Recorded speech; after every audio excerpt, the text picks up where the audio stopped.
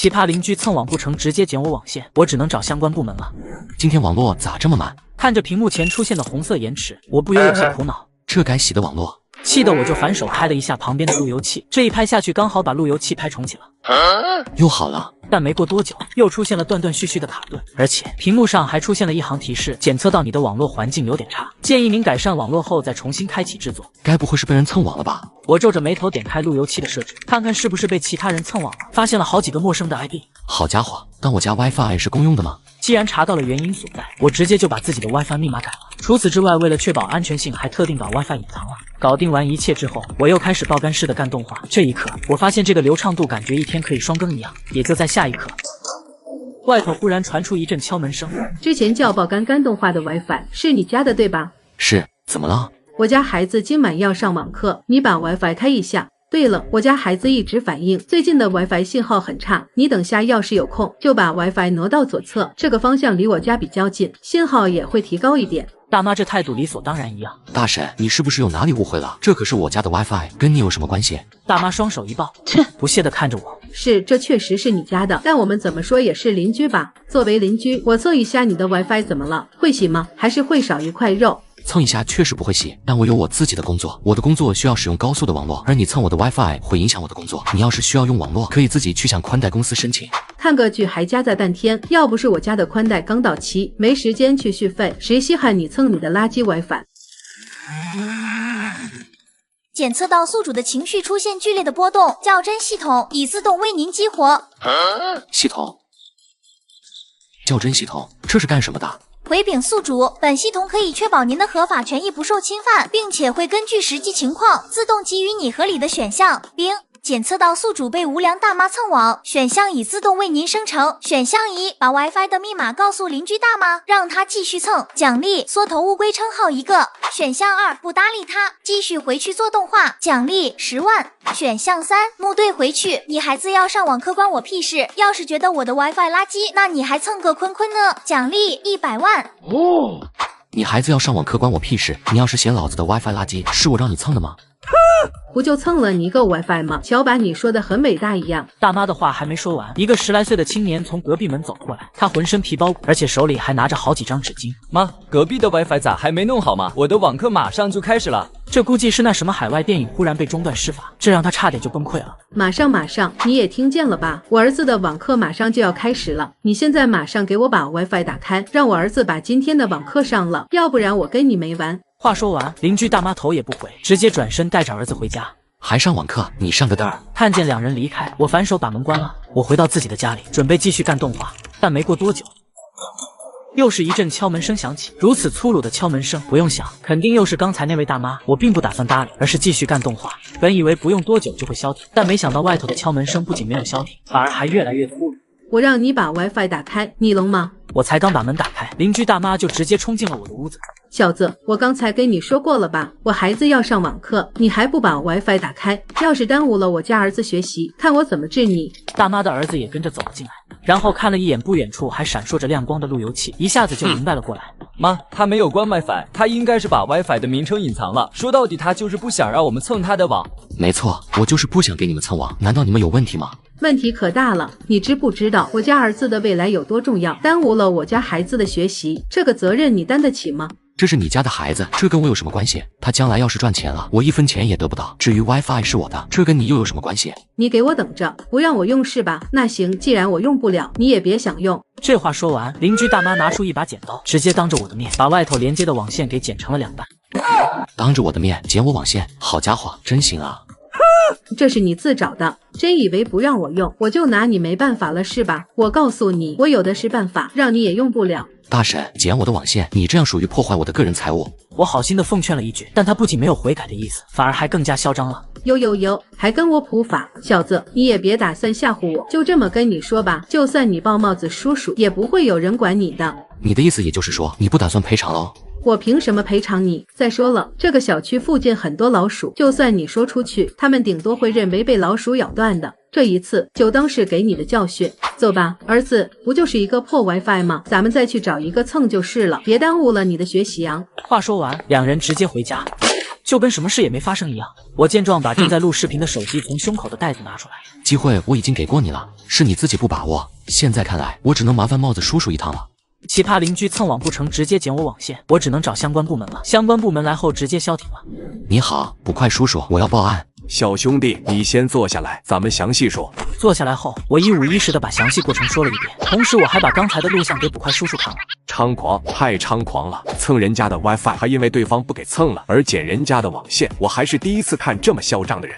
对了，捕快叔叔，我这里还有宽带费用收据，年费是1000块一年，我是一次性交了终身，也就是100年，这根宽带网线的价值大概是在10万块。好的，小兄弟，你放心吧，我们马上就去给你办理。很快，捕快叔叔拨通了这位邻居大妈的电话。你好，请问是李女士吗？你谁呀？我是巡捕房的杨捕快。是这样的，因为你涉嫌了一件金额价值上万元的案子，需要过来巡捕房配合我们进行调查。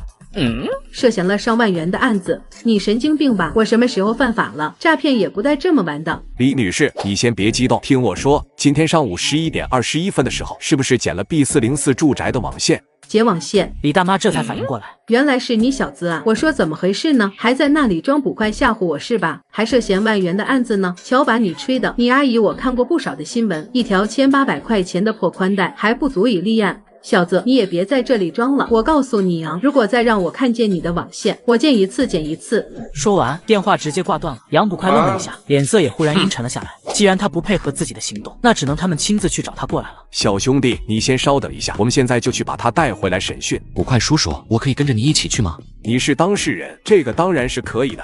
2个半小时后，杨捕快带着人来到李大妈所在的楼层，轻轻地敲了敲门。是呀，查水表。我家的水表没有坏啊，你找错门了吧？里头的李大妈犹豫了一会，最终还是开了门。你们是？我们是巡捕房的，因为你涉嫌破坏个人财物、私闯民宅以及扰民，希望你可以配合我们的工作，跟我回去接受调查。不是，同志，我什么时候破坏财物了？你可不要冤枉人啊！B404住户的光纤网线是不是你剪的？李大妈瞬间语塞，紧接着她转头看了一眼站在不远处的我，这才猜出了整件事的经过。这小子居然还真报巡捕房了！我没有，同志，我做过的事我肯定承认，但没做过的事，我说什么也不可能会承认。凡事都要讲求证据，你们可不能仅凭他的片面之词就说我剪了他的网线吧？还是说你们有什么证据吗？还嘴硬是吧？紧接着，杨捕快只好打开一个视频，放在他面前。这个视频的内容正是他剪网线的一切经过。现在你还有什么话想说吗？此时此刻，李大妈瞬间慌了。杨捕快的这一句话下来，吓得她都不敢说话了。这位同志，不就几百块的事儿吗？哪用得着麻烦你们啊？而且据我所知，这1800块的事情应该还不足以立案吧？李女士，我之前在电话里已经跟你说得很清楚了，你这次牵扯的案件并不是普通的案件，而是一起涉嫌高达6位数的刑事案件。李大妈有些懵，甚至怀疑是自己听错了。几位数？6位数。不是，这位同志，你是不是有哪里搞错了？我就剪了一根宽带网线而已，咋就牵扯出一起6位数的案件了呢？杨捕快拿出一张收据的复印件，放在李大妈面前。这个是 B404用户缴纳的宽带费用。李大妈瞳孔一缩，当看见后面那一连串的零食，她整个人都懵了。同志，难道你们看不出来吗？这小子明显是想敲诈我，一条破烂宽带一年顶多也就1000块钱左右，这10万块，我想问问你，这宽带是在迪拜拉过来的吗？麻烦你睁大你自己的眼睛看清楚，人家的宽带不是按年算的，而是终身。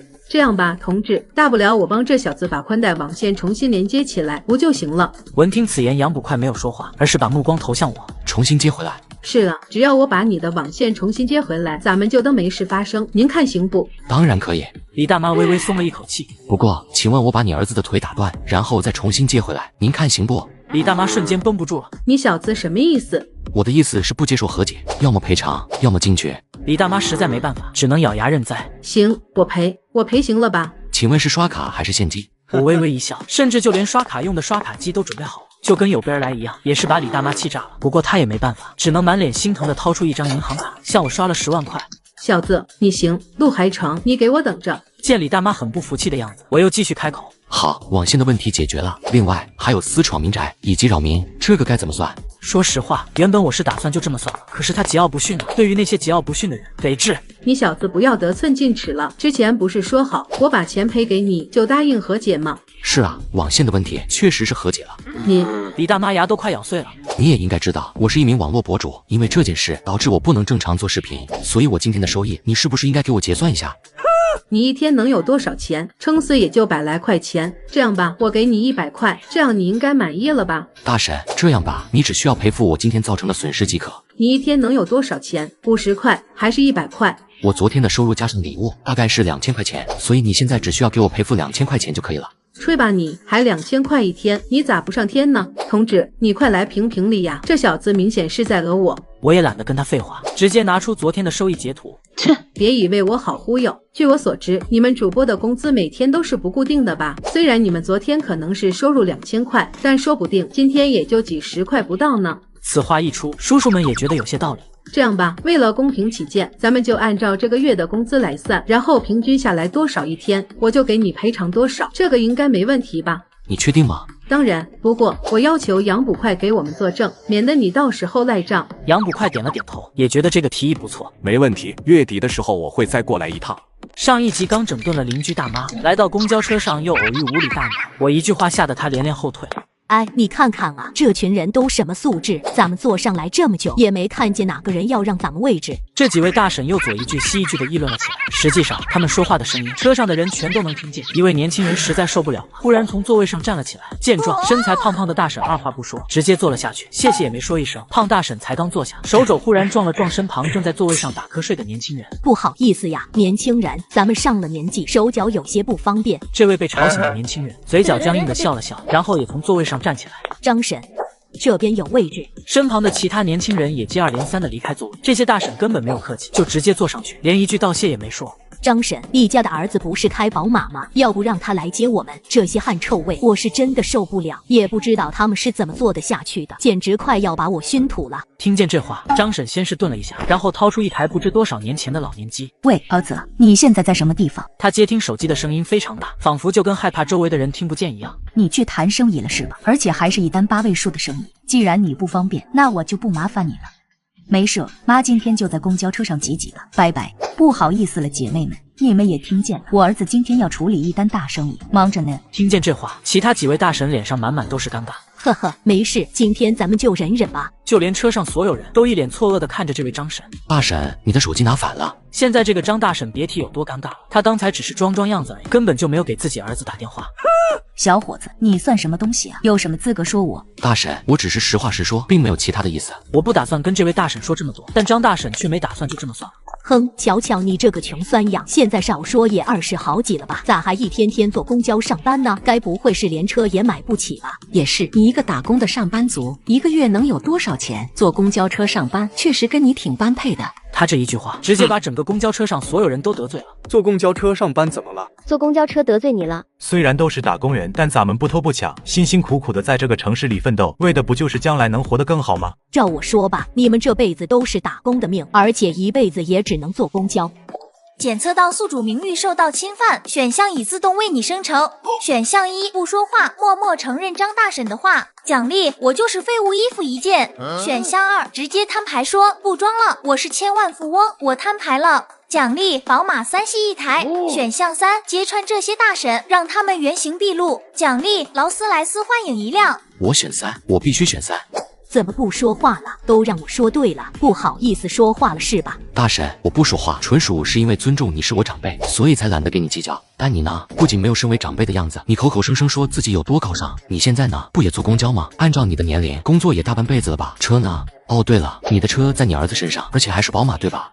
是啊，羡慕嘛，也不是我瞧不起你，我看啊，你这辈子也开不起这种豪车吧？那大婶，请问你儿子的宝马是什么款式的呢？又是哪一年买的？这2个问题下来，直接问的张大婶哑口无言。你这是什么眼神啊？不相信我是吧？我马上就打电话让你看看。说完，张大婶立马拨通儿子的电话。喂，是儿子吗？怎么了？我这边还在工作呢，你有事就长话短说。这样的，你今天谈的生意还顺利吗？什么生意？就是你昨天跟妈说的去外地办理的大生意啊。你说这个啊，这其实也算不上什么大生意。之前因为我的原因，让公司损失了一个重要的客户，所以公司派我去跟他好好道歉，看看能不能挽回一些损失。此时此刻，公交车内所有人都在紧紧抿着嘴唇，那模样就像是想笑又不敢直接笑出声。至于张大婶，她脸都快被气绿了。儿子，你的那台宝马呢？是什么型号的？妈，我跟你说过多少次了，我们家的那台车不叫宝马，叫宝骏。随着这一句话落下，在场所有人都忍不住直接破口大笑。你管宝骏叫宝马？把军字去掉，确实是宝马没错。不行了，这大婶是来搞笑的，我笑得肚子都疼了。妈，如果没什么事，我就先忙了。说完，电话直接被挂断。面对这一阵阵嘲笑的表情，气不过的张大婶立马转过头，看向身旁的另外一位大婶。陈婶，你儿子不是刚买了一台大奔吗？快开出来，让这群人瞧瞧。听见这话，陈婶露出一个僵硬的笑容，脚步微微向后缩了缩。这不，前几天刚刚开去保养了吗？车还没拿回来呢，估计要过几天才能搞好。4S 店销售员开我的劳斯莱斯在我面前装13，结果大快人心。这不，前几天刚刚开去保养了吗？车还没拿回来呢，估计要过几天才能搞好。开去保养了，也不是我点破你，这是去保养还是大修？一个保养而已，需要这么久吗？面对这些怀疑的目光，张大婶更加急了。你小子又算是什么东西？你什么条件啊？有资格说我吗？就是，你一个穷乡僻野的小子，没车也就算了，估计房子也是租的吧？依我看啊，这小子就是在本地混不下去了，这才来咱们这里混。好听点就是背井离乡，至于难听的，这就叫寄人篱下。大婶，我想你是不是误会了寄人篱下这个词的含义？我们来这里不偷也不抢，完全就是凭着自己的本事赚钱。而你们呢？你们都干了什么？跳广场舞扰民，公交车上强行占位置，买根菜还跟别人砍半天价，丢不丢人？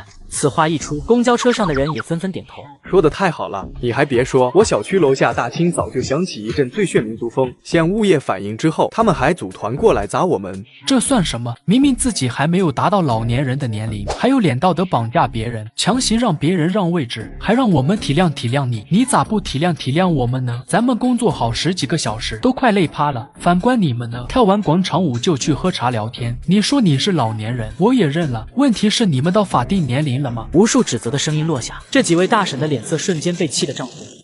恭喜宿主成功完成选项3任务，获得奖励劳斯莱斯幻影1辆。看见这些提示，我微微一笑。我正想着系统会以什么形式把劳斯莱斯幻影发放给我，此时大妈的电话铃声响起。儿子啊，你现在在什么地方？你妈我被欺负了，你赶紧开你那台奔驰过来，给你妈我长面子啊！怎么了吗？谁欺负你了？一个穷乡僻野的野小子，他仗着人多欺负我也就算了，毕竟嘛这点气度还是有的，但还说我们家穷，连一辆车也买不起。卧槽，还恶人先告状了是吧？明明是自己先搞事的好吗？现在还反过来说自己被欺负了，见过不要脸的，没见过这么不要脸的。乘坐公交车的群众也是被恶心到不要的，而听见这话，儿子顿时就来气了。妈，你放心，我一定帮你找回面子，你等着，我现在就开一辆劳斯莱斯给你长面子。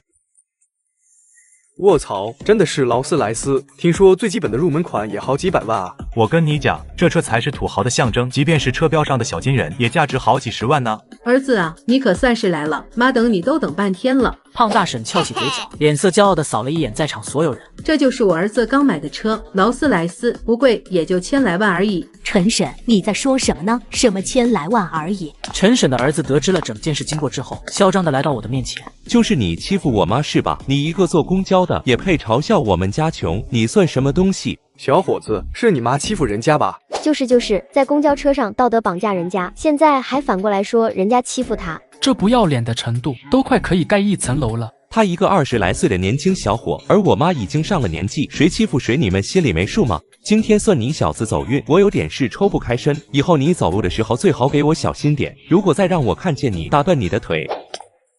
妈，别跟这群乡巴佬一般见识，咱们还是赶紧上车吧。走吧，都上车吧！跟这群穷酸的乡巴佬说话，搞得自己都快成乡巴佬了。还是让我儿子带你们一起兜风，感受一下千万豪车的魅力吧。陈婶的儿子满脸问号。妈，你不是说只有你一个人吗？为什么让这么多人上车啊？这些大婶什么也不懂，要是在车上乱搞怎么办？更何况这些大婶全身都是酸臭味，要是把味道留在车上被发现了又怎么办？看见一条来自4S店发过来的消息，我不由愣了愣。尊敬的劳斯莱斯客户您好，您在本公司订购的车牌尾号99999的劳斯莱斯幻影最新款已到货，您要是有空可以随时来我们店里提车。车到了，真不愧是系统，办事的效率还挺快的。车牌尾号99999，我看了一眼停在不远处那台劳斯莱斯幻影的车牌号。好家伙，这不就是我订购的车吗？此时某4S店。店长，听说咱们店里来了一台劳斯莱斯幻影，这事是不是真的？刚刚定制完成，现在就等车主过来提了。你小子今天不是休息吗？咋又回来了？其实也没什么，这不想回来看两眼吗？随便拍个照发朋友圈什么的。瞧瞧你的德行，依我看啊，你就是想要装13吧。不就揭开看两眼吗？不碍事的。李经理也是很识趣，立马掏出一包华子，向店长的口袋塞了过去。行吧行吧，等下拍完照记得盖回去。好嘞，这个你放心。很快，两人来到停放劳斯莱斯的地方，而此时这个地方空空如也，而车却不见了。我操，车呢？两人同时瞪着眼睛。4S 店销售员偷开我的劳斯莱斯装13，最后还搞我价值100万的钥匙。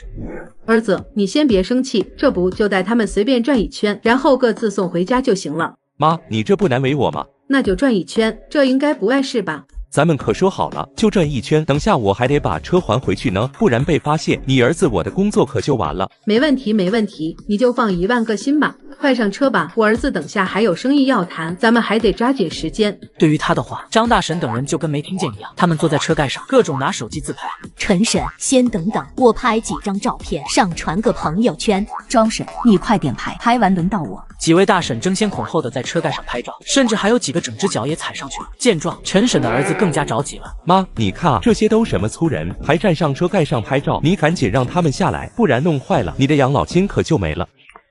好了好了，姐妹们，咱们还是先走吧。这大热天的，进去比较凉快。而且我儿子等下还有生意要忙，好几位数的呢。再说了，这车是我儿子的，等下次有空，我再让他开出来，让你们拍个够。在陈大婶的劝说之下，大婶们这才放下手机，准备上车。等一下。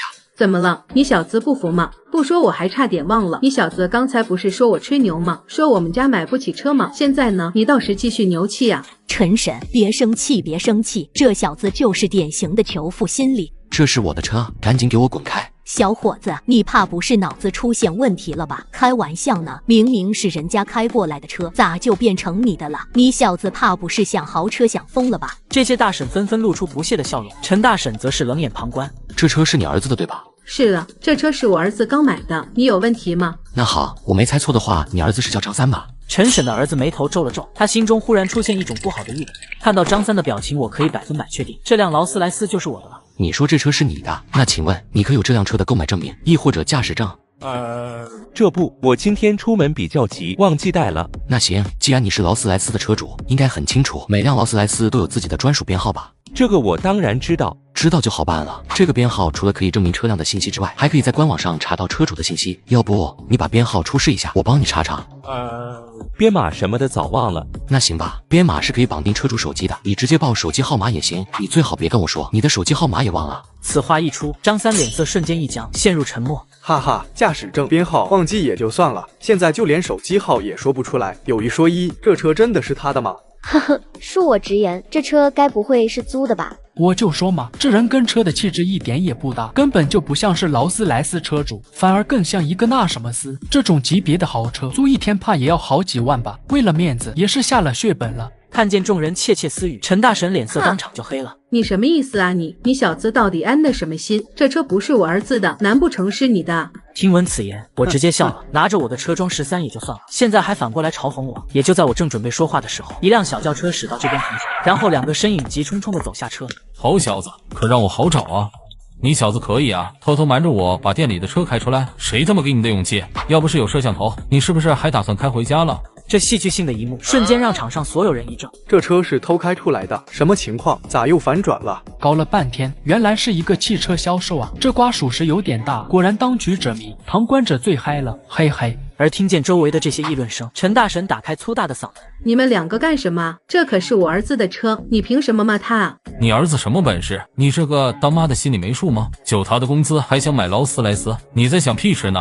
实话跟你说了吧，这辆劳斯莱斯是我们店里刚进过来的新车，而且这辆车现在已经有车主，就等着交接手续了。至于你的宝贝儿子，他在没有得到车主的同意之下，就擅自把这台车偷开了出来。我警告你们呢，你们2个不要胡说八道啊！这车就是我们家的，还不信是吧？自己看吧，这是劳斯莱斯车辆的购买信息。眼看谎言彻底被揭穿，张三硬着头皮请求：“店长，您看我在公司干了这么多年，没有功劳也有苦劳。别跟我来这套，你跟我说也没用，因为我不是这车的主人。你现在要做的就是跟我们回去，然后跟车主好好的道个歉，要不然啊，这一切的损失由你一个人来承担。”不用回去了，这车是我的。吹吧你，就你还劳斯莱斯的车主，拜托你吹牛之前打个草稿行不行？这可是价值上千万的豪车，你买得起吗你？在大庭广众之下被打脸，他现在满肚子都是火气。店长的态度就客气了许多，他很有礼貌的来到我面前。先生您好，如果这车是您的，麻烦请出示一下身份信息，我们核实完成，现在就可以把车转给你。我也没有废话，直接递上去一张身份证。朱青接过身份证，目光扫了扫，面容变得越来越认真。身份证信息没问题，恭喜您成为这个世界上第666位劳斯莱斯车主。我赶时间，可以直接开走吗？当然，这是您的车，自然是可以开走的。朱青恭恭敬敬地说完，然后冷冷地看了一眼张三。车钥匙呢？还不赶紧把钥匙还给人家？妈，你快点把钥匙还给人家。听见这话，陈大婶咬了咬牙，不就一辆破车吗？谁稀罕啊？直接拿起车钥匙，用力往地面一砸。4S 店销售员偷开我的劳斯莱斯装13，最后还砸我价值1000万的劳斯莱斯，我只能找帽子叔叔了。不就一辆破车吗？谁稀罕啊？直接拿起车钥匙，用力往地面一砸。察觉到这些异样的眼神，陈大婶依旧桀骜不驯。看什么看？不就一串破钥匙吗？摔坏了又咋样？我不仅没有生气，反而笑着看向店长。店长，你跟他说说这串车钥匙价值是多少钱？店长擦了擦额头上的汗珠。您的这串车钥匙价值大概在56.3万。听见这句话，众人微微有些错愕。666啊，一串钥匙价值56.3万，这你就不懂了吧？这劳斯莱斯这种级别的豪车，随便动动都是一套房。是啊，即便是里面的一把雨伞也要好几万，更别说这是一串车钥匙了。听说钥匙的边框都是使用钻石镶嵌，所以贵是有贵的道理的。不得不说，这位大婶勇气可嘉啊！陈大婶脸色开始有点慌了。你小子也别打算唬我，阿姨我可不是被吓大的，不就一串破车钥匙吗？50万你怎么不去抢啊？我告诉你啊，我儿子可是在汽车行业干了10几年，说到车，没人比他更懂，想骗我没门。你说对吧，儿子？此时张三的脸色僵硬，整个人定在原地。大婶，这东西的价值不是由你来定的，当然这也不是由我来定的。这东西多少钱是按照市场定价的，你要是不服，就直接去找我的律师谈，要不然你就等着进去吧。听见进去2个字，陈大婶整个人都蒙圈了。他后悔自己不应该砸车钥匙，但没用了。人证物证俱全，我看你怎么抵赖。这一砸，直接一套房砸没了。当着这么多人的面前把人家的车钥匙砸坏了，就算是天王老子来了，也无力回天了。这种人啊，也就法律能制裁他了。对了，店长，你们这车被人开过了，应该算是二手的吧？我明明买的是新车，你给我一台二手车，这算什么？这果然该来的还是来了，要不是自己的疏忽，让张三擅自把车开出来，就不会出现这档子事。很抱歉，我们的一时疏忽导致不愉快的体验，我们会赔付你的损失。按照现在的行情价，你这辆车价值是1000万，而二手的报价是800万，也就是说，我要向你赔偿200万的费用。当然，这200万并不是由店里来赔，而是由张三来赔付。计算好所有的费用之后，店长朱青把欠条递给张三，200万再加56.3万，一共256.3万。看着账单上的数字，张三脚一软，直接跪在了地上。什么200万？你们都在胡说八道，欺负咱们！儿子，你说话啊，他们都是在骗我们的，对不对？闭嘴！我没有你这个吗？大家快来看看啊，这小子在欺负老年人！陈大婶面目狰狞，直接坐在地上，就跟一个泼妇一样。不仅欺负人，而且还讹我，一串破钥匙就要50多万！大家快来跟我评评理呀！大婶，你一直嚷嚷也没用。第一，你现在的年龄还不算是老年人；第二，你还是赶紧决定吧，是要等律师函呢，还是直接赔偿呢？当然，你要是觉得我欺负你，要不我帮你抱帽子叔叔，让帽子叔叔过来评评理。听到抱帽子叔叔，陈大婶猛地从地上站起身，手里还捡起了一块砖头。欺负我们老的没本事是吧？行，我让你欺负人！陈大婶一边疯狂的怒吼着，一边走向劳斯莱斯，紧接着举起手中的板砖，朝着车身狠狠一砸。欺负人！我让你欺负人！一辆破车而已，让你装，你算什么东西呀？陈大婶没有停手，继续向着劳斯莱斯的车身打去。店长有些看不下去了。而此时张三整个人都傻了，这下他是彻底被这个母亲害惨了。原本的200万，我卖房子，再加上一些存款，勉强也能凑出来。但现在砸了这么多的空洞，就算把自己卖了，也偿还不起啊！陈大婶一点也没有流水，拿着板砖不停朝着的劳斯莱斯一顿乱怼。嚣张啊！一辆破车而已，很牛气是吧？还让我赔偿，看我不把它砸个稀巴烂！一连串的咆哮声吐出，陈大婶就像越砸越爽似的，更加用力了。2分半后。怎么不砸了？还是说饿了没力气？我给你点份外卖，吃完再休息一会，然后继续砸。陈大婶冷哼一声，就跟什么也没发生一样，打算离开这里。大婶，你就这么走了，怕是不太好吧？不过也没事，反正迟早要赔偿的。你逃得了一时，逃不了一世。呵呵，想让我赔偿？你算什么东西？一辆破车而已，就想让我进去？想得到没？就这么说吧，如果你敢把这事闹大，我分分钟让你看不见明天的太阳。呵呵，你不是第一个威胁我的人，但也不会是最后一个。而随着这边的动静越来越大，办案的帽子叔叔很快也赶到了现场。怎么回事？杨警官，不好意思，看样子又要麻烦你了。我来到杨警官面前，把大概的经过都详细的说了一遍。你的案件我们已经受理，你放心吧，我会给你一个满意的结果。麻烦杨警官了。很快，杨沧海等人立马将陈大婶控制。你们别碰我，我没有犯事，是这小子冤枉我。杨沧海并且没有搭理他。如今人证物证俱全，他根本就一点抵赖的机会也没有。很快，几名叔叔把陈大婶按住，并在他手腕上烤了一副精美的银首饰。陈大婶看着自己手上的银首饰，这才知道错了。我错了，我知道错了。呵呵，既然知道错了，进去里面之后记得收敛一点。另外，比起现在，我更喜欢你之前那桀骜不驯的样子，麻烦恢复一下。话音落下，陈大婶满脸绝望。哈哈，这下舒服了。正义的铁锤或许会迟到，但绝不会缺席。熊孩子屡次偷我外卖，被辣得满地打滚后，家长还找我索要赔偿。这个外卖是你的对吧？说着，他还拿出一个吃剩的外卖袋。我一看订单号，手抓饼，变态辣，很明显这就是自己订的外卖。是的，你小子是不是故意的？点个外卖就算了，居然还放变态辣！你看我儿子都被辣成什么样了？这意思他这是来找自己理论的，这话差点把我整不会了。我跟你说啊，因为吃了你的外卖，我儿子现在都快说不出话来了。我现在要带我儿子去医院，所以这医药费得你出。大叔，你是不是有哪里搞错了？你儿子吃的外卖是没有经过我的同意，是偷的。我管你是偷吃的还是什么，反正就是因为你的外卖，我儿子现在说不出话，就连上学也去不了。你瞧瞧啊，我儿子今年才9岁，你知不知道学习对他来说有多重要？今天啊，如果你不给我一个满意的赔偿，我跟你没完。你偷我的外卖，我没让你赔偿就已经不错了，现在你还有理让我赔你钱？你这人咋这么不要脸呢？要不是你点的外卖，我儿子又怎么可能会这样？要不是你把外卖放在这么显眼的地方，我儿子又怎么可能会偷吃？而且你明知道我儿子会偷吃，还特地点了一个变态辣外卖，你这不是故意的是什么？大叔，首先我要跟你澄清几点。第一，小区现在属于封闭状态，是不允许外人进入的，而且这里是外卖停放处。第二，请问你儿子算什么东西，也配让我亲自给他点外卖？第三，你儿子这种行为属于盗窃行为，你也知道他现在还是一个9岁下的小孩，长大了迟早也会变成一个小偷。你这人说话咋这么毒呢？我儿子不就是拿了你一个外卖吗？你居然诋毁我儿子的前途！此时此刻，周围出现了不少的吃瓜群众。各位，这小子就是一个害人精，故意点了一个变态辣手抓饼，诱导我儿子偷吃。现在你们看看啊，都把我儿子弄成什么样了？不仅话说不出来，就连嘴也被辣肿了。大家也给我评评理啊！你这人说话可真有趣，我喜欢吃辣的，点了个辣的外卖怎么了？你儿子没有经过我的允许偷吃了我的外卖，现在还想让我赔偿？你想要评理是吧？行啊，咱们找帽子叔叔过来评理呗。听见我说要到帽子叔叔，男子脸色瞬间慌了。我家小孩才9岁，你都这么大个人了，跟他一个孩子计较什么？算了算了，今天遇见你，算老子晦气。说罢，男子拖着儿子的手准备离开，而熊孩子眼神幽怨地看着我。为了表达不满，他拿起手上吃剩的手抓饼，朝着我狠狠地砸了过去。对此，男子非但没有骂儿子，甚至还竖起了一个大拇指。儿子干得漂亮！站住！我让你走了吗？你就这么走了，怕不太好吧？偷了我的外卖，是不是也应该给我赔偿一点外卖费呢？你还想让我赔偿？因为吃了你的破外卖，害我儿子现在连话也说不出来，你还好意思找我赔偿？你也说了，这个外卖是你儿子自己偷吃的，你儿子吃出了什么毛病？这跟我有什么关系？男子想反驳，但又找不到理由。忽然他眼珠子一转，又改口了。那我请问一下，你又有什么证据说是我儿子偷吃了你家的外卖？这里有摄像头。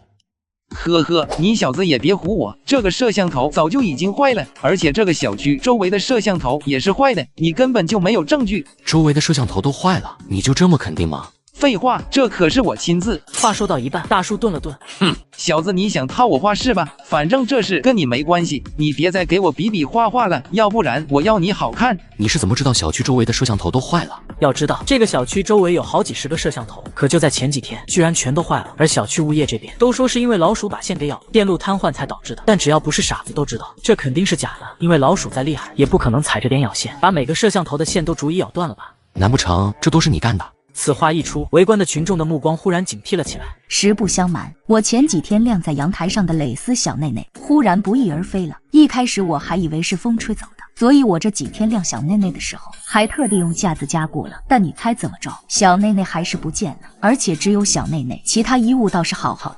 原来你也被偷了，我还以为只有我一个呢。什么？你也被偷小内内了？我家好几条小内内也莫名其妙消失了，气死我了！如果让我揪出来，一定让它好看。而听见这些话后，男子一副做贼心虚的样子。我警告你，不要乱讲话啊！你小子没有证据，凭什么说摄像头是我弄坏的？信不信我告你诽谤啊！大叔，你这么激动做什么？我只是随口说说而已，也没说你就是小内内大盗啊！你小子别胡说八道，大家也别相信他的话。这小子在诽谤我，你们的小内内和黑丝不是我偷的。你怎么知道被偷的是小内内跟黑丝？我们刚才只是说了小内内而已，根本就没说是什么。该不会就是他偷的吧？你看他的长相，不仅长得猥琐，而且自己的孩子偷吃别人的外卖，居然还理直气壮的找别人赔偿，果然是无父无犬子。而听见这些声音，男子的脑子里全懵了，不仅是周围的人，现在就连自己的孩子也看自己不对劲。你小子有什么证据吗？没有证据就不要胡说八道。没有证据？呵呵，证据不就在家里吗？要不这样吧，让我们上你家瞅一瞅，如果没发现我这次外卖造成的损失，我也不跟你计较了，这应该没问题吧？去我家搜，你们凭什么啊？就凭怀疑你偷了我们的东西。我赞成这个提议，搜必须搜，如果找不到证据，这次造成的一切损失就由我们来赔付，而你只需要把家门打开，让我进去搜一搜即可。也算我一个，搜他丫的！邻居老登强行抢走我价值300万的外卖，无奈的我只能麻烦帽子叔叔了。搜必须去他家搜一搜，正所谓白天不做亏心事，半夜不怕鬼敲门。要是没有偷，就让咱们去你家里瞧一瞧。搜什么搜？这跟我一点关系也没有，我也不可能因为这小子的话就让你们去我家里搜。有本事就去要一个搜查令我看看啊，不然你们要是敢闯进来，我就告你们私闯民宅。说完，男子直接把门关了，众人只能眼睁睁看着，一点办法没有。毕竟他们现在一点证据也没有，总不可能直接闯进去吧？我去，难道真没办法了吗？咱们人多，要不直接冲进他家？这可不行，这无缘无故的闯进别人家里属于私闯民宅，到时候他没定罪，就先把自己送进去了。那可怎么办？难不成我们真的要眼睁睁看着他逍遥法外吗？到时候咱们的小内内又被偷了怎么办？也就在众人焦虑的时候，我站了出来。你们放心吧，我会出手的。2个半小时后，我来到了红浪漫酒吧，从一个80岁的小姑娘身上借了一条黑丝。借到黑丝后，我又接着来到一家奶茶店。你好，帮我做一杯丝袜奶茶。对了，要用丝袜来做。不是先生，我们这个丝袜奶茶只是一个简称，我们店里的奶茶是不会真的用丝袜来做的。没事，这个我有，你们直接按照我说的去做就行。我拿起这条丝袜放在服务员的面前，服务员接过丝袜就开始做起奶茶。不一会的时间，这杯用丝袜制作的正宗丝袜奶茶就诞生了。紧接着我又去市场购买了一些制作材料，臭豆腐、腐乳、鲱鱼罐头。把东西买齐后，我就开始制作秘制小汉堡。2分半后，就把这个特制的秘制小汉堡完成后，我就化身为外卖员，来到了李四的家门口。谁呀？如果你们是要来搜我家的，我告诉你们啊，除非你们有搜查令，否则我就告你们私闯民宅。您好，先生，这边是送外卖的，你订的外卖到了。外卖？我没有点外卖呀。我假装看了一下外卖单。哦，不好意思了，是我送错了，这个外卖是楼上客户点的。你手上的外卖放我这吧。不好意思，先生，这个外卖是楼上客户点的，不能放在你这。哪来这么多的屁事？我说放我这就放我这，而且楼上跟我是好邻居，你把外卖放我这，等下我帮你送上去，这不就好了？那先生，请问你叫什么名字？你跟楼上的客户又是什么关系？我叫李四，跟楼上是好兄弟。李四先生，这未免有点不太好吧？一个破烂外卖而已，哪来这么多事？拿来吧你！李四直接把外卖小哥手里的外卖抢了过来，并且狠狠地把门关上。我把口袋正在录视频的手机拿了出来，看来又要麻烦一下杨警官了。奶茶加汉堡，我的最爱呀！这奶茶的味道怎么有一种说不出的感觉，就像是一种脚丫子的味道。该不会过期了吧？或许是奶茶比较高端，所以味道奇怪点也很正常。紧接着，李四咬了一口秘制的汉堡，嚼着嚼着，这到底是什么鬼东西？点外卖送手表，这是什么操作？李四拿起来看了看，这块手表看上去很值钱的样子。在好奇心的作祟之下，李四还专门在网上查了一下，不查不知道，这一查直接把李四吓了一跳。这个手表总价值居然高达300万！300万啊！我干了大半辈子，也从未见过这么多的钱。好家伙，刚把蹭网不成就捡我网线的大妈送进去，又来一个顺外卖的80岁小伙子。杨警官，你好。怎么又是你呀？好小子，你该不会真的是案件超导体吧？说吧，你今天又是为了什么事？有人偷我的东西。什么东西呀？外卖。听见这话，杨沧海沉默了片刻。这个外卖涉案的金额太小，虽然不能立案处理，但我可以帮你们调解一下，尽量挽回你的损失。杨警官，我的意思是，我要搜他的家。就因为一份外卖吗？这是不可能的。在没有任何证据的情况下，除非有搜查令，要不然即便是我们也不能随便对人家住的地方进行搜查。虽然我被盗窃的是外卖，但我的外卖里有一个很贵重的东西。贵重的东西？你的这个东西是什么呀？价值又有多少？是一个劳力斯手表，大概也就300来万吧。你是说你在外卖里放了一个300多万的手表？是的。你可有证据什么的？我点了点头，然后拿出刚刚录视频的手机给了杨叔叔。杨叔叔接过手机看了看视频，上面记录着李四抢外卖的全过程。杨警官，这算不算是故意抢夺他人财物？算，当然算。2个半小时后，我来到了李四家门口，敲了敲门。你小子来我家想干什么呀？难道你小子还真打算强闯进来不成啊？别误会啊，我今天来呢，主要是想问问你有没有看见一个外卖啊？外卖？什么外卖啊？就是一杯丝袜奶茶以及一份专属的秘制小汉堡啊。没看见，如果没什么事就赶紧离开吧，别再让我看见你。那就好，我刚才还纳闷谁拿的呢，因为这个外卖是个实验品，所以很有可能会吃坏肚子。既然你没看见，就当喂狗了吧。试验品？你是什么意思啊？也没什么意思。至于这个秘制小汉堡呀，我在里面放了臭豆腐、腐乳、鲱鱼罐头而已。我去你的！原来是你小子在搞我是吧？那你就是承认了我的外卖是你拿的了。承认了又怎么着？整蛊老子是吧？你真以为老子好欺负啊？今天我不把你这小子砍成18段！杨警官，你们都听见了吧？他不仅偷了我的东西，现在还用武器来恐吓我。杨沧海第一时间冲上来把我护在身后，然后其他的同僚上去把李四按在地上。李四，因为你涉嫌抢夺别人的财物，现在请你回去跟我们进行案件调查。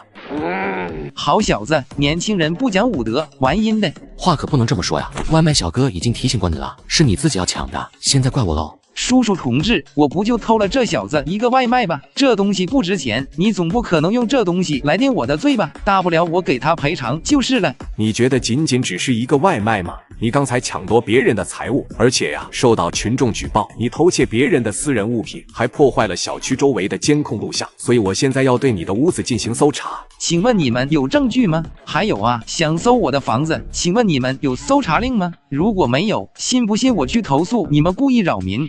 哼，这就是刚申请的搜查令，请问你现在还有什么想说的吗？看着这张搜查证明，李四嚣张的气焰开始渐渐消失，但他依旧贼劲不死，继续辩解。叔叔同志，我家里什么都没有，我没偷东西啊，请你相信我。只要让我们搜查一下，就可以证明你的清白了。还是说你有什么见不得光的东西，不能让我们搜查？话说完，也不管李四同不同意，杨沧海带着几位同僚直接就开始对房子搜索。刚进门就发现里面各式各样的女生衣物出现在众人面前。这不就是我们被偷的小内内吗？果然是这家伙，该洗的变态。李四，现在你还有什么要说的？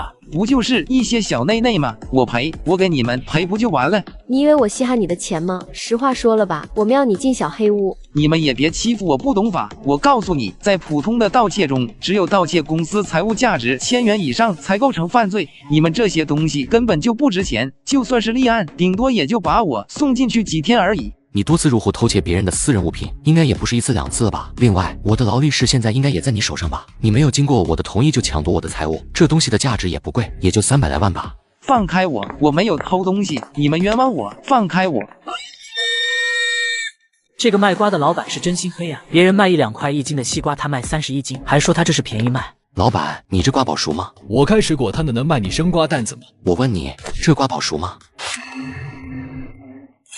你是故意找茬是不是啊？嘿嘿，老板，你们这西瓜怎么卖？30块钱1斤。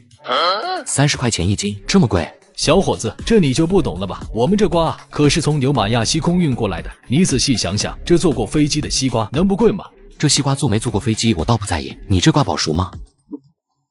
小伙子，我的瓜你放心吧就行，也不是我吹，我西瓜绝对是全市品相最好的。老板，你确定这瓜宝熟吗？要是不熟我自己吃了，满意了吧？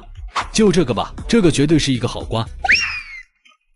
这瓜15斤，1500块，现金还是扫码？老板，我没说要吧？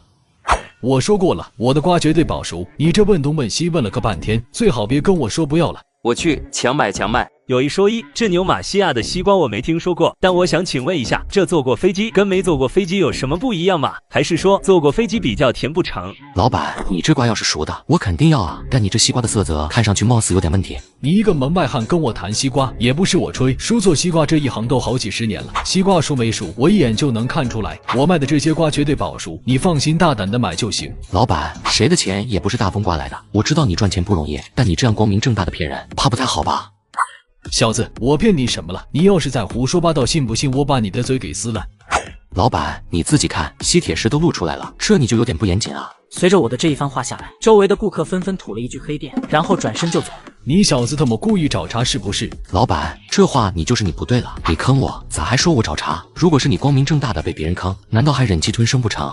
我就坑你怎么了？这瓜我就赚你钱怎么了？不就鸡毛蒜皮的事吗？还跟我斤斤计较？我就直接跟你说了吧，这瓜你买不买？老板，不是我不要啊，你这西瓜才7、8斤，光是这块吸铁石就占不少，你这不是明摆着欺负老实人吗？欺负你又怎么样？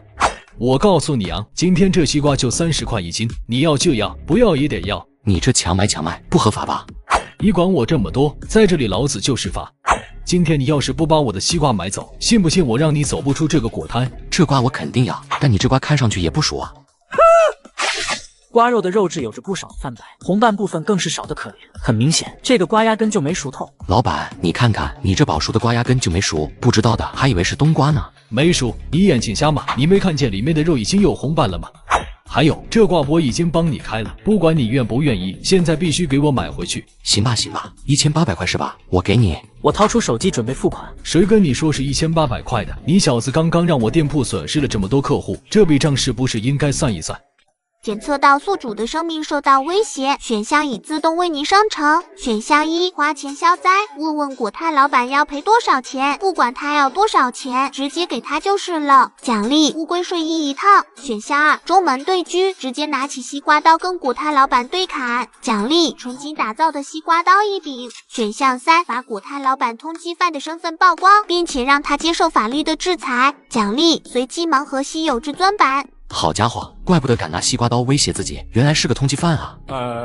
虽然这把纯金的西瓜刀能卖不少钱，但前提是有命拿才行啊，所以我选3。老板，那你说说这笔账应该怎么算？这个通缉犯学华强卖瓜，强买强卖，我一个电话吓得他转身就跑。老板，这瓜的钱我可以给你，但你损失的顾客跟我一点关系也没有，这笔账总不可能全都算在我头上吧？刚才的顾客都是被你的话吓跑的，我让你赔偿一点损失费也很合理吧？那你想我怎么赔？小子，想解决这件事其实也很简单，你直接把我这里所有的水果全部买了，这事也就算了。行吧，那你给我算算，这些水果都需要多少钱？哈哈，小伙子，你还真是一个识大体之人，叔很欣赏你。这样吧，看在你这么爽快的份上，一口价30万，你全部打包拿回家。我操！没想到这果摊老板还真敢说。小伙子，叔也不是那种不讲情面之人，你要是觉得贵，我倒是可以给你打个折。这样吧，20万最低价了。行吧，但是我家里有点远，这么多的水果我也拿不回去啊。这有什么的，大不了叔吃点亏，帮你拉回去。但我现在身上也没这么多的钱，要不这样吧，老板，你把这些东西全都给我打包好送到我家，我到时候再给你钱。没问题。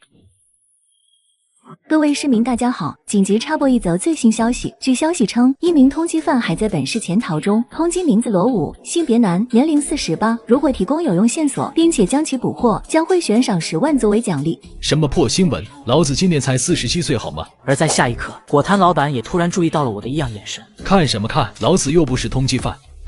说完第一位通缉犯的消息，广播继续响起。另外，还有一名逃往了5年的国际通缉犯逃到了国内，目前行踪下落不明。据国外公布的消息称，此人在国外连续嘎了10几条咸鱼，而且手上还持枪械。此人性别不详，年龄不详，体貌特征：蓝色上衣，灰色裤子。如果有人提供有用线索，并且将其捕获，将会悬赏1000万作为奖励。你说现在通缉犯还真猖狂啊，居然还敢大摇大摆的走在街上。这可不嘛，现在的通缉犯都太狂了。狂是狂，但如果暴露行踪就完炉子了。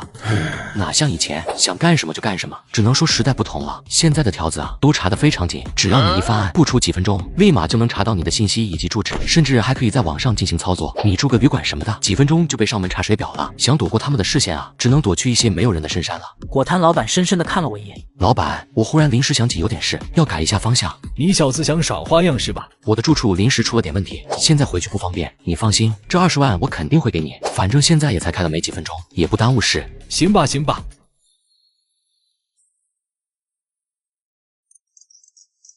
老板，停一下车，我接个电话。听吧听吧，但别耍花样就行。是伟哥吗？我这边出了点问题，你也知道，现在条子那边查得非常紧，我住的地方好像暴露了。什么住的地方好像暴露了？没问题没问题，你放心吧，我现在已经找到下一个落脚点了，现在正在过去的途中。这次交易你不用担心，也不用派太多小弟过来，我自己能搞定。我一连串的声音落下，果摊老板瞬间懵了，就连手握刀的手也出现了细微的颤抖。什么？你说你怕了？不想干？你知道的，干我们这行没有后路，不想干你就只有去洗了。5年了，你知道这5年我怎么过的吗？我足足在外面逃亡了5年，眼看干完这一票就退休了。你现在让我终止交易，我告诉你，不可能，这批货我吃定了，耶稣也管不了。我说的。一系列的声音下来，果摊老板开始有点慌了。被条子追，干一票大的，逃亡了5年。这完全跟刚才的新闻的内容对上了，自己该不会真的遇见了这种国际通缉犯了吧？我们这次行踪千万不能让其他人发现，一定要做到滴水不漏，而且在完成交易之后，记得把知道我们行踪的人全部都清理掉。听到这，果摊老板他一下子变得更加慌了。自己现在也算是知道了他这次行踪的人之一，这该不会也要被做掉吧？最重要的是，听新闻广播上所说，这名国际通缉犯似乎还手持枪械，对付枪械，我这个西瓜刀可不好使啊！老板，不好意思，人有3急。没事没事，尿个尿而已，不碍事。上车吧，我住的地方也快到了。小兄弟，我想问一下，你住的地方有没有其他人？肯定有人啊，但你不用担心，他们都是我的朋友，不会对你怎么样的。小兄弟，要不你看这样行不行？我忽然想起家里还有点事，这样吧，你身上有多少钱都先给我，再不行10万块，不5万也行。呵呵，老板，刚才不是说好了吗？我身上真的一点钱也没有，你把我送回去，我再拿钱给你。咋无端端改口了？放心吧，只要你跟我回去，这20万，我1分钱也少不了你。小兄弟，我家里确实有事走不开，你看这样行不行？水果呢，我直接给你了，咱们加个什么位？你到时候给我转账就行。这样吧，老板，我出30万，你送我回去，我马上给你转钱。这水果呀，我也不用你打折了。不了，小兄弟，钱不钱的无所谓，主要是我家里的媳妇催得紧，让我抓紧回去办办她。男人嘛，家庭地位你也懂得。小样，吓不醒你。奇葩邻居蹭网不成，直接剪我网线，还拒绝赔偿我500万，我直接安排小黑屋套餐给他。是呀，吃饭呢？看牛的，我说吃饭你聋吗？要是敲坏了我的门，信不信我让你吃不了兜着走？当看见来者是我时，他的心情瞬间不美丽了。你这小兔崽子又来找我干什么？大婶，你记性是不是不好？现在已经是月底了，我当然是过来算账啊。我跟你能有什么账好算的？倒是你呀，不让我儿子用 WiFi， 害他现在成绩都下降了许多，我还没找你算账呢。你儿子成绩下降，那是你的事，跟我无关。之前你把我的网线剪了，我也不跟你追究，但你之前答应过我的事，希望你不要反悔。你不就几10块钱一天吗？瞧把你能耐的，居然还找上门找我要赔偿。依我看啊，你小子最近该不会是穷疯了吧？这样吧，今晚阿姨我心情好，直接给你300块钱，你拿着这些钱去多买点吃的。300块给你了，拿着赶紧滚！大婶，这不是300块钱的事，而是你自己说的，要用这个月的流水账来算日收入。你这300块钱恐怕不太够，还嫌少是吧？我再多给你200，500块，500块行了吧？不好意思啊，大婶，你这500块我还真看不上，我懒得跟你说废话。实话说了吧，我这个月的流水账也不多，1800来万左右。这样吧，多的我也不跟你算了，直接算1000万吧。按照1000万除以30来算，你需要给我赔偿3333万，剩余的小数点我也不跟你算了。邻居大妈先是愣了一下，然后直接笑了。你小子一个月赚1000万，你吹牛也不用这么吹吧？还想讹我是吧？帽子叔叔，你看看啊，这小子吹牛也不打草稿，居然想讹诈我！站在一旁不说话的杨沧海，目光看了一眼邻居大妈，然后又看了一眼我。小兄弟，你还是把这个月的流水账证明拿出来吧。我点了点头，随后我就拿出上个月做动画的收入。大婶，这些我想你也应该看见了吧？说吧，刷卡还是现金？呵呵，你小子想钱想疯了吧？你当我是那什么叉吗？帽子叔叔，你不会也真相信这小子说的话吧？1000万有多少钱，你心里有数吧？就算是普通人，一辈子不，即便是10辈子，也不一定能赚得到这么多的钱。而他呢，一个做破烂动画的，你觉得他有可能赚得到1000万吗？压力忽然来到了杨沧海这边，一时间也不知该说些什么。你要是觉得我造假骗你，那咱们就去一趟银行，亲自查查这笔钱有没有问题。毕竟总不可能银行也能给我造假吧？去就去，难道我还怕你不成？如果你耍我或者骗我，这事可不会就这么算了。帽子叔叔，你可要帮我们做公证啊！如果这小子骗我，这应该属于诈骗讹钱吧？到时候你们可不能跟他留情。那是当然。2个半小时后，我们来到当地的一间大银行。你好，请问有什么可以帮到你？我想看看我这个月的流水账。稍等，我查询一下。整个过程中，邻居大妈几乎一直盯着，压根一点也不打算给我造假的机会。我看你小子还能嘴硬到什么时候？我笑了笑，没有说话。先生您好，你这个月的收入一共是1600万。随着这番话落下，众人瞬间呆滞，尤其是邻居大妈。1600万，小姑娘，我可警告你啊，你可别忽悠骗人啊，不然信不信我去投诉你？阿姨，这里是银行，不是菜市场，麻烦你说话的时候可以尊重一点。大婶，你要的证据我也给你开了，请问你还有什么问题吗？如果没有问题的话，请问你是要现金呢，还是直接转账？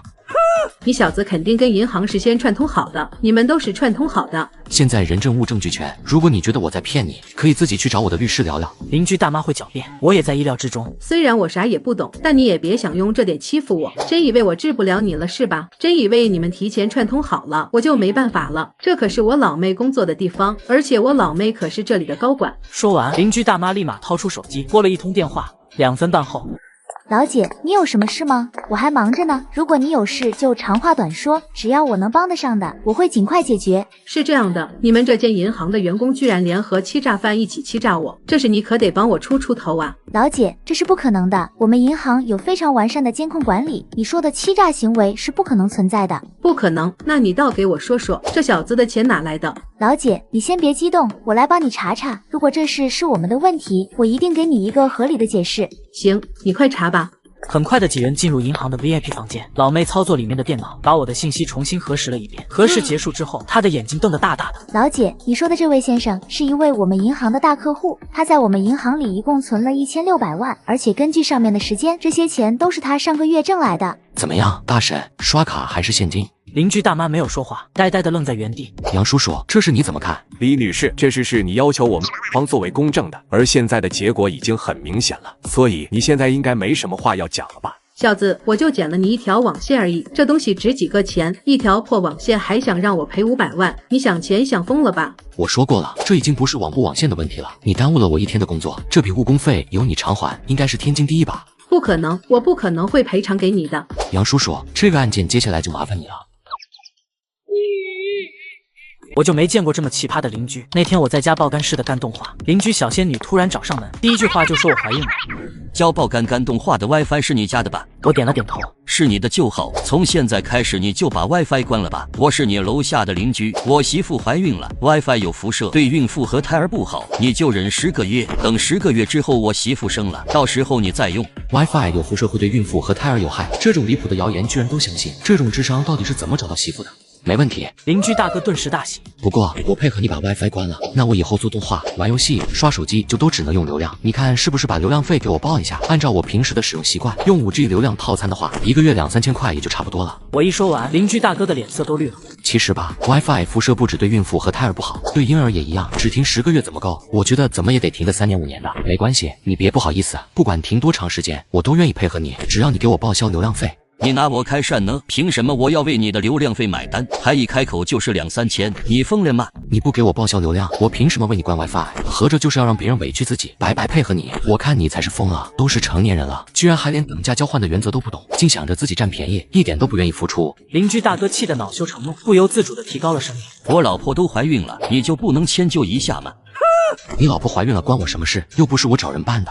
这位邻居大哥被我说的无话可说了，最后只能黑着脸冷哼一声扭头回去了。真要想关我 WiFi 的话，随时来找我。还是那句话，只要把我流量费给报销了就可以了，想停多久我都配合你。说完，我关上门继续回去做动画。谁知道干到一半，外面就传来了吵吵嚷嚷的动静。我竖起耳朵一听，还真的是有人在外面骂街。还有没有公德心啊？我怀孕了，承受不了辐射，不知道吗？现在的人怎么这么狠毒？这是要故意害我和我的宝宝啊！如果我和宝宝有个3长2短的，你负得起这个责任吗？杀千刀的，没有良心啊！无奈，我只有再次打开门出去看，就看到一个孕妇双手叉腰的站在走道，气势汹汹的骂得正欢。这女人肯定就是之前那个男人的老婆，绝对没跑啊！你骂谁呢？对方瞥了我一眼，哼，谁家开着 WiFi 我就骂谁。然后他无视我，继续在那肆无忌惮的破口大骂。我没打算跟他多做纠缠，转身回了屋，熟练的登录路由器管理界面。其实如果你不这么泼辣的话，我可以把 WiFi 设置为隐藏，但对付恶劣的人就应该用更恶劣一点的办法。我打开路由器的多服务器广播功能，除了原本的爆肝干动画之外，额外又添加了5个 WiFi。2022超强辐射王有什么产专用路由器、